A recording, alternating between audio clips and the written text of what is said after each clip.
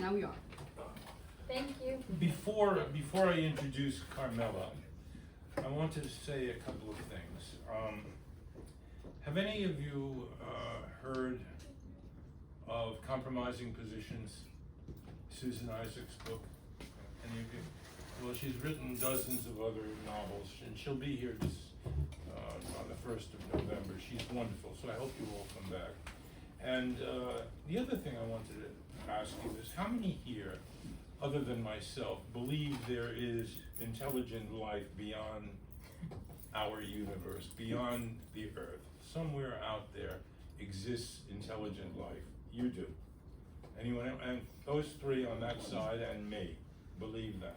Well, Avi Loeb, who is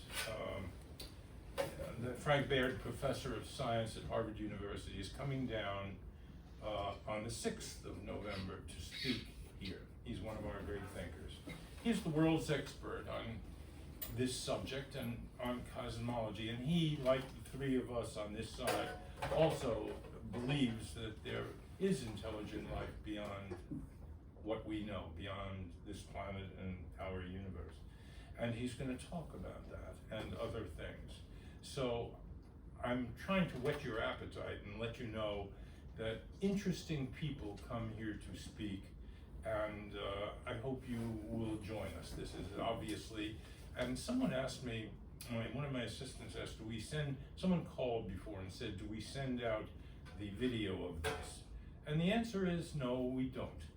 I want people to come. I think if I said we send out the videos, no one would come at all. Right. This way I at least have half a room, and that's sufficient. So that said, I'm going to introduce our speaker for this evening, and she, I hope, will entertain you and you will enjoy her. As an adolescent, I was charmed by Alberto Moravia's two adolescents, the coming of age of Luca and Agostino, and how I could identify so intensely with both. Only on reading Carmela's Ciuraru's fascinating Lives of the Wives, which, by the way, was a choice of the New York Times editorial staff,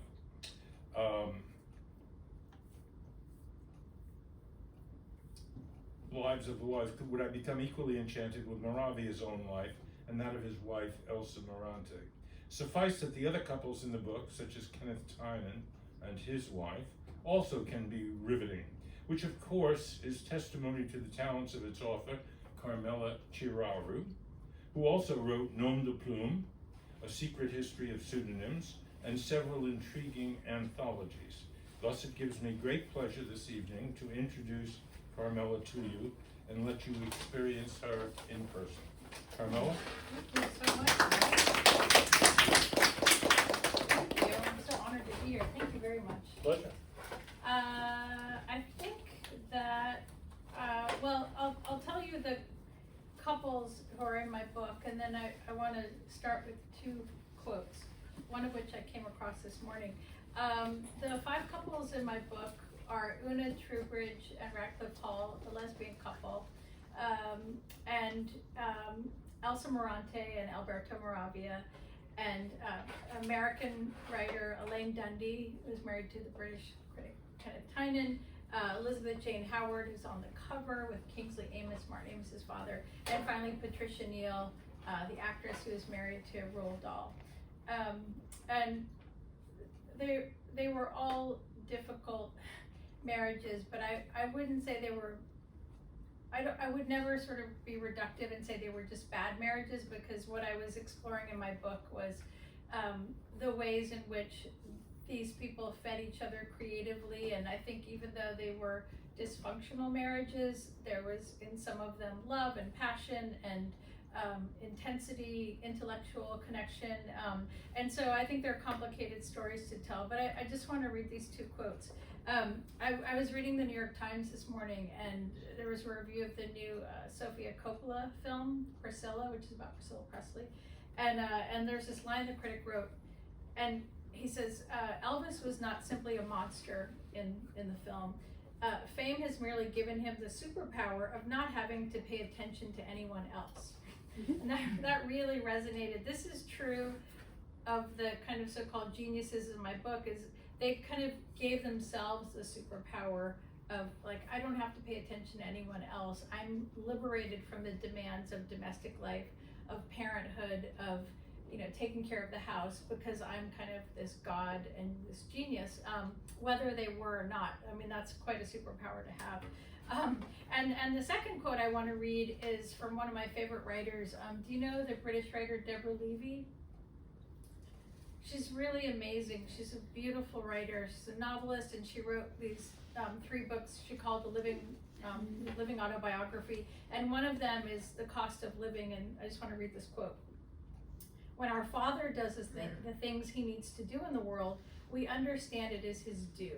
If our mother does the things she needs to do in the world, we feel she has abandoned us. And I think what the commonality between the 2 quotes I just read is I feel like women, their value, what makes a good woman is, to me, often measured in terms of self-sacrifice, whereas with these men, these kind of so-called great writers, it's about their achievement and their power in the world, and it's kind of boundless, as are their egos.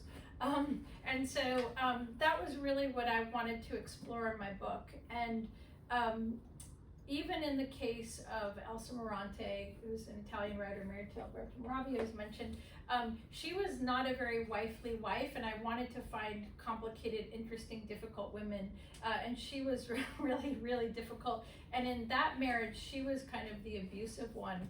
Her husband was very supportive of her work, actually, but I think the reason why I put her in the book is because she always felt inadequate and insecure, and she was a very difficult person who had a lot of early trauma, and she was never kind of at ease as a writer. And for her husband, Alberto, it came very easily. He was incredibly prolific and happy and comfortable with his success. And so I thought, well, that's an interesting character to have in the book. But the other women were very much kind of submissive and putting themselves down to serve these great writers. And you know, what's also interesting to me is that I thought, well, I'm going to research this lesbian couple, Una Trubridge and Radcliffe Hall, and maybe there's more equity in that relationship. And what I found, in fact, was that they mimicked the heterosexual marriages where one person had all the power and the other was kind of constantly serving this person, even when they were being treated abusively and put down and made to feel small. There was something in Una that just made her want to serve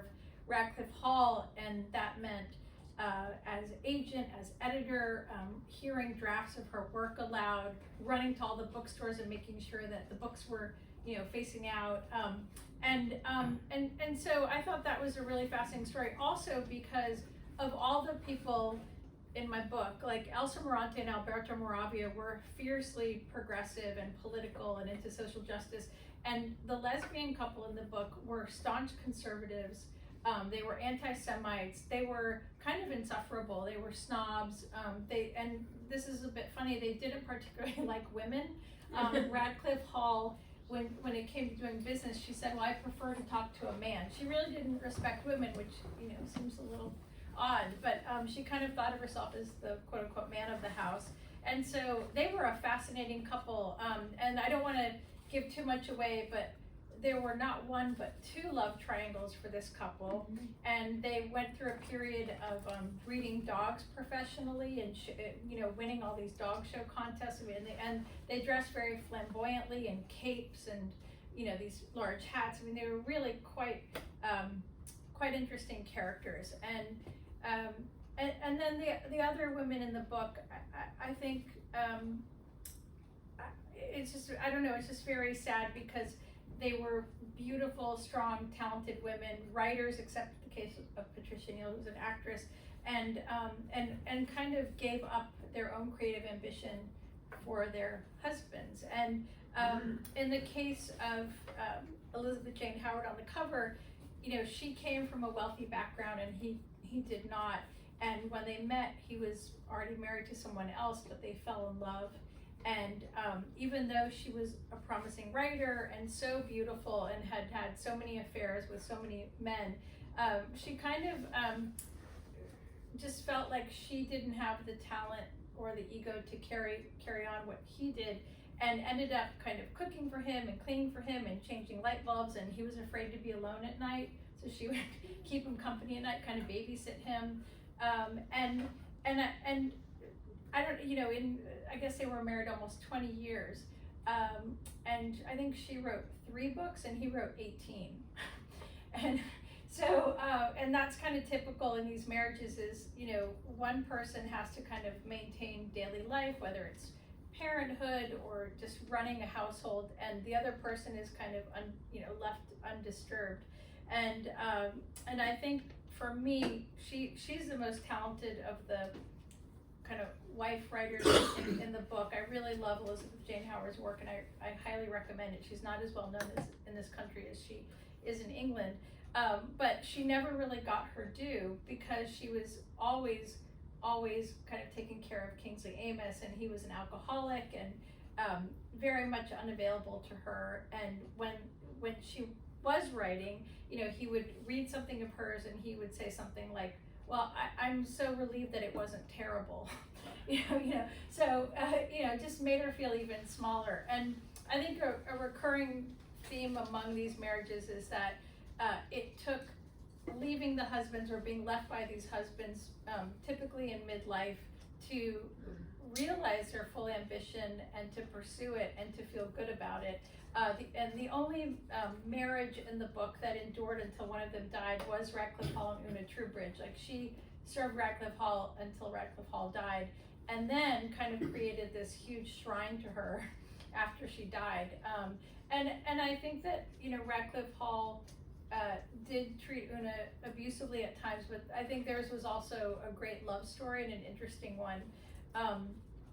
And so, yeah, so I especially in the case of another couple I write about, Elaine Dundee and Kenneth Tynan, Elaine Dundee, like Elizabeth Jane Howard and Patricia Neal, was kind of the one who entered the marriage in a greater position of power. She came from wealth, and she was, very well loved and popular and had no trouble dating. But when she met Kenneth Tynan, who was this theater critic, he was so charismatic, he just overpowered her and overshadowed her. And she kind of retreated in her own ambitions, and then when he encouraged her to write a novel, and she did, and very unexpectedly, it was a huge success. It was a blockbuster critically, commercially. She was kind of the toast of the town, and at that point, he said, "If you ever write a novel again, I'll divorce you." So it's interesting to see these imbalances play out over time, where when the woman does have a kind of power in the marriage, it's the men tend to feel emasculated by it and have to sort of dominate them and make them small again. And I think, what I found inspiring, I guess, is just that the women persevered, and even though they went through these difficult, stormy marriages, and sometimes both were alcoholics and narcissists and not terribly good parents, they were able to sort of survive that and publish their books. Patricia Neal was able to survive that marriage and act again after a number of strokes and losses. But these are really stories of, I think, courage and resilience. But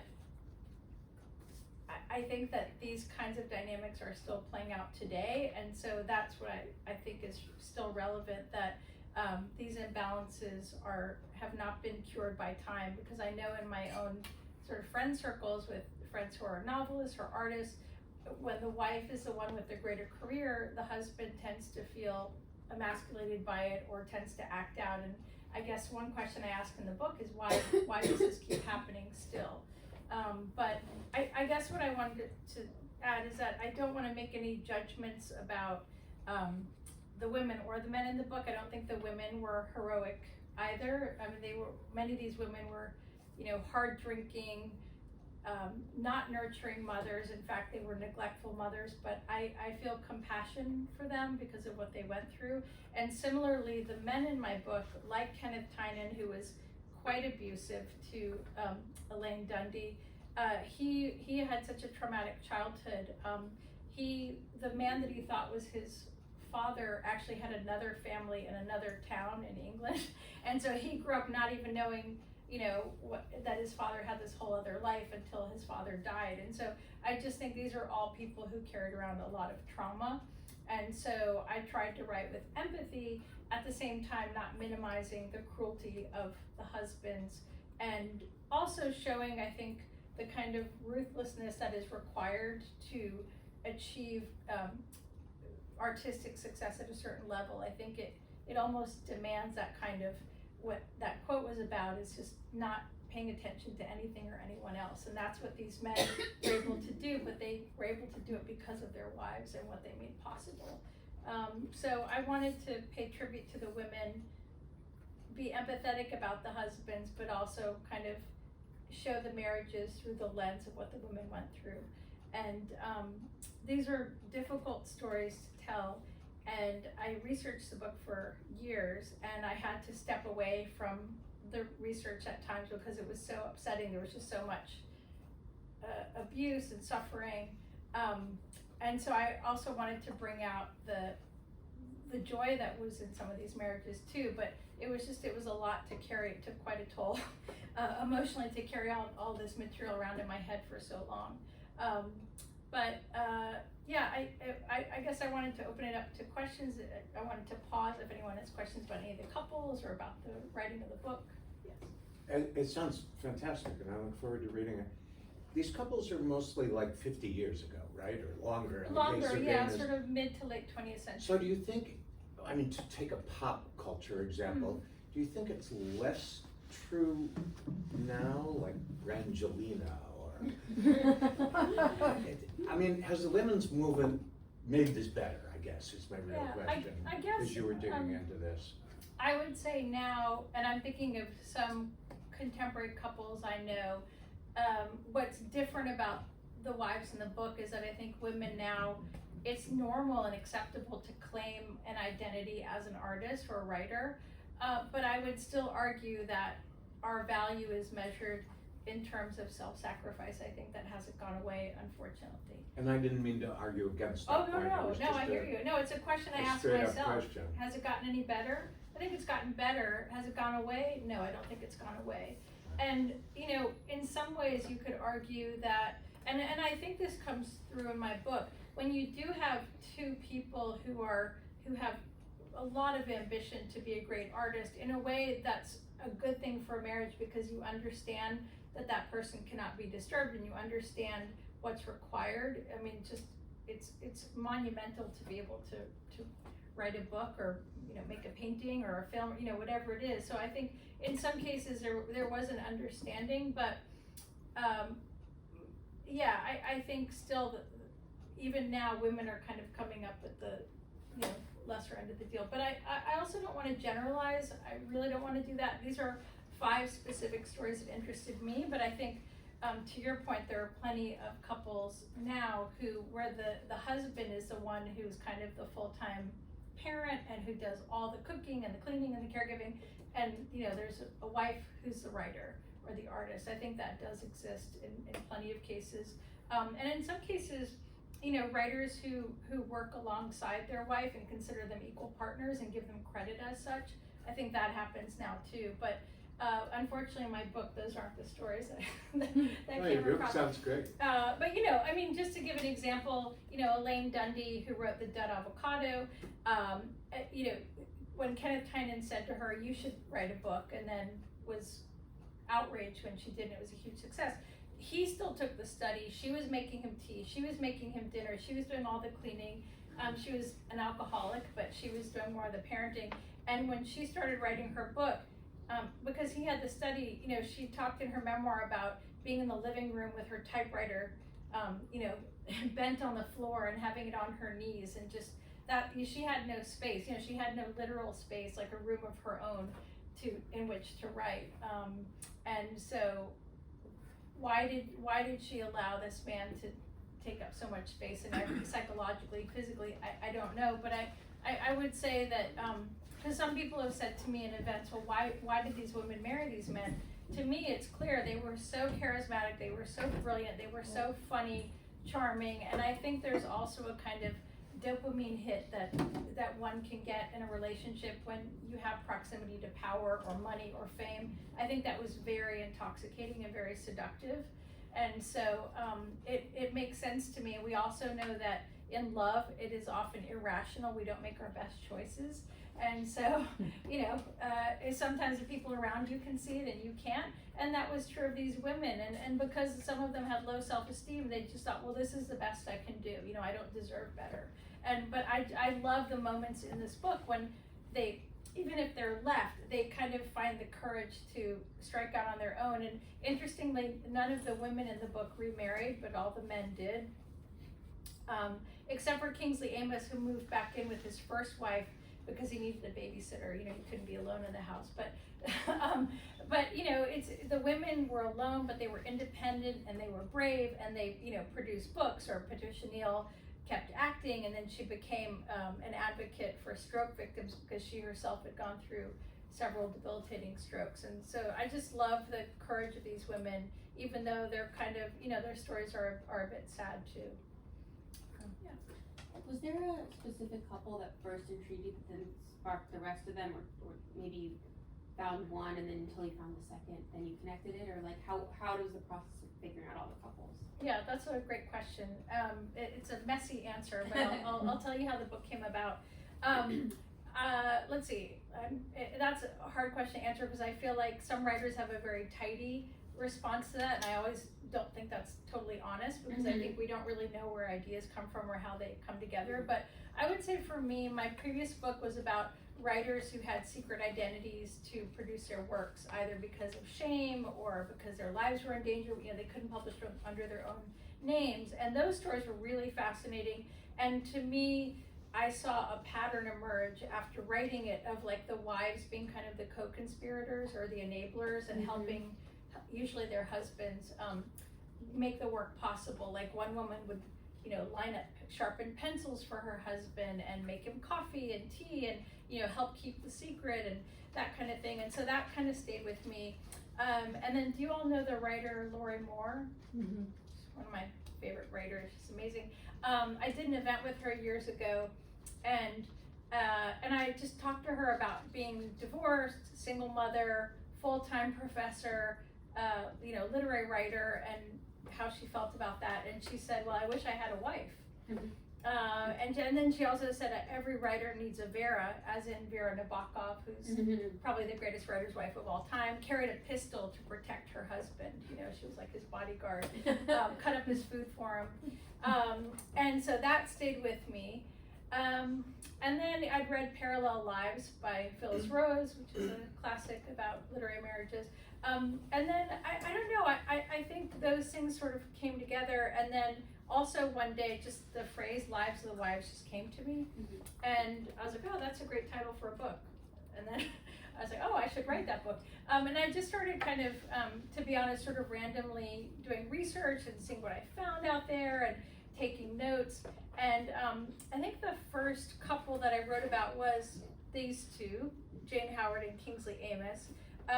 And that was sort of luck because I wanted writers, I guess I should have mentioned earlier, I wanted writers who, women who weren't just muses, but who were fascinating and powerful and talented in their own right. And so Jane Howard to me really embodied that. And then from there I just kept doing more research, and then at a certain point I decided I don't want to do the people who we all sort of know about, like Hemingway and Fitzgerald, and then I also thought I don't want to do living writers, partly because there was one couple who was married who I thought, oh, I know these two have a stormy marriage because I sort of know them a bit, and they're now divorced. So I was like, I better stay away from the living. I need couples whose stories have a beginning, a middle, and an end. And also they can't sue me. But I just wanted those stories to be contained and not have the chance that after I write the book, they get divorced. And then I had more chapters and made it into the book. And I worked on one chapter for a year, and then I just decided I didn't like it and I left it out. But there was certainly more material than is in the book. But as I just settled on 5, I wanted to make sure there was variety. So I have Americans and Elsa Morante's Italian, and I have British people and different kinds of stories where, you know, Elsa's the domineering one in the marriage, and, you know, a lesbian couple, and then, you know, some British people, but there was, and around the same time period, but a lot of variety in the dynamic of the marriage. So, yeah. Thank you. Yeah, sure. And I would say another question that I get asked a lot, who's the worst husband in the book? That's a hard question to answer. But I would say Roald Dahl was a monster. And if I could, you know, speculate, I think probably a psychopath, because he was so cruel to his wife. However, Patricia Neal would not have survived her strokes without him. So that's what I mean, is I think it's, you can't say that people are good or bad, because there's that, you know, that famous line, what is it? It's something, I'm getting this wrong, but, you know, even a murderer helps an old lady cross the street sometimes. You know, it's that people are complicated, and so Roald Dahl was so brutal to her, but his way of helping her heal after a series of strokes in her 30s, when her career was at its peak, was it was cruel, but it was effective. And, you know, she wasn't expected to live, she wasn't expected to walk again or talk again, and he would do things like, you know, she would reach for water and he would pull it further away from her until she could say the word water. You know, she just couldn't speak. And there's one harrowing scene in my book where she needs the bathroom in the night, but she's so afraid of her husband she doesn't dare wake him, and so she crawls to the bathroom on her hands and knees. She can't walk, and she just gets there, and it's exhausting for her. But he helped her live. I mean, he was working on getting her better hours a day, and just, it was like a drill sergeant. And you know, there's a line in her memoir where she said, life with Roald was a two-way street, and he always had the right of way. You know, but at the same time, there was love between them, and they went through a lot of really heartbreaking tragedies together. And so even though he ended up leaving her for another woman, at the end of her life, she said, you know, I have affection for this man. He was such a magical father, and he gave me so much, you know, so it's hard to say that it was all bad, because it wasn't. And one of the things that they went through, I don't know if you all knew, their son, when he was an infant, Theo, just about, 20 blocks up on Madison and I guess 85th, his stroller was hit by a taxi cab, and he flew 40 feet into a bus. And again, this is Roald Dahl's craziness, but he invented a valve with a doctor to drain fluid from his son's brain that helped him survive, and that valve is still in use by doctors today. You know, and so he had this kind of single-minded determination to help his son and to help his wife, and his methodology was not patient or kind, but he, you know, he did it. And so I think just going through all that with each other, and then the loss of their oldest daughter, they had 5 children originally. She died of measles when she was 7, and then their son was, you know, he survived, he's still alive today, but this harrowing accident, and then her strokes, you know, it was just so much to go through. And at a certain point, she just kind of gave up on herself and said, well, I'm a housewife now. But I think over time was determined to find her way back to herself, and did. So it's a remarkable story, but just parts of that, you know, when I was researching of what he did to her, it was so awful, and it was just unbearable to read. This young lady had a question. Cup of noodles. Hi. I was just wondering, because you said there's just so much material that you discovered during your research. How did you decide what to include and what to exclude? Yeah, that's a great question too. It's a hard thing to do. I think, you know, sometimes it's just intuitive, and you don't know whether you're making the right choices, but you kind of feel sure about things. And for me, I had to keep reminding myself, I'm not telling biographies of these people. Those stories have been told. It's really the stories of their marriages, and then the stories of what the wives gave up. And so anything that felt like too much information, I just ended up cutting, you know. And but I also wanted to be, let's see, I don't know how to put it. I mean, the way Robert Lowell put it, the poet Robert Lowell, he said, "Why not say what happened?" It was a line from one of his poems. I just wanted to say what happened as truthfully as I could. So I wanted to share the traumas and difficulties of the men too, to show how they had suffered and perhaps been shaped by their, their losses, and make sure that there was a balance there. And I wasn't trying to make the men into villains, So yeah, it was just a process of, I would write, I guess, too much, and then I would go back and cut and cut and cut and kind of fine tune it to the point that I thought I was telling a kind of what needed to be said, but not too much extra information. So yeah, that's hard, but I think because there are so many stories out there of these kinds of couples, I mean, one could write a whole other book, with these kinds of stories, but I decided also that 5 was a good number to land on. It wasn't too much, and I think there would be like a lot of overlap if one told like 10 stories like this. Debbie? Yeah, were you able to interview many people? I know you said they're 50 or more years, but are there cousins left or people that may have known, through the grapevine? Yeah, If I we mean, could- I did talk with a couple of the children of these people, but in the end, I decided, most of them had already told those stories in their own memoirs, and I also wanted to be respectful about the fact that these are their parents, they're not celebrities or famous people, and there was so much pain caused by these people, and so I ended up not going back for interviews with like one of Roald Dahl's daughters and Martin Amis, although he was very generous to me, and I just kind of pulled from what they had already said about their parents, because I didn't know what they had to add to it, and in terms of sort of like cousins or other kinds of relatives, I didn't find those people. I really wanted to just focus on the people who were in the marriage. We'll take one more question, if there is one. The gentleman behind that one, no, you. And then we can you can come up, and Carmela will be happy to inscribe a book to you if you wish. I don't know if this is like a weird question, but you said that in your research you found a lot of upsetting material. So I was wondering, like, how did you persevere after all that? Yeah, I took breaks, just when you're living with stories of so much hurt and cruelty and suffering, and a lot of joy and happy, there was that too, but I just ended up having to take lots of breaks while I was writing, and at one point I threw down a book by Roald Dahl, because it was so misogynist, and I was like, oh my God, I need to get this person out of my head.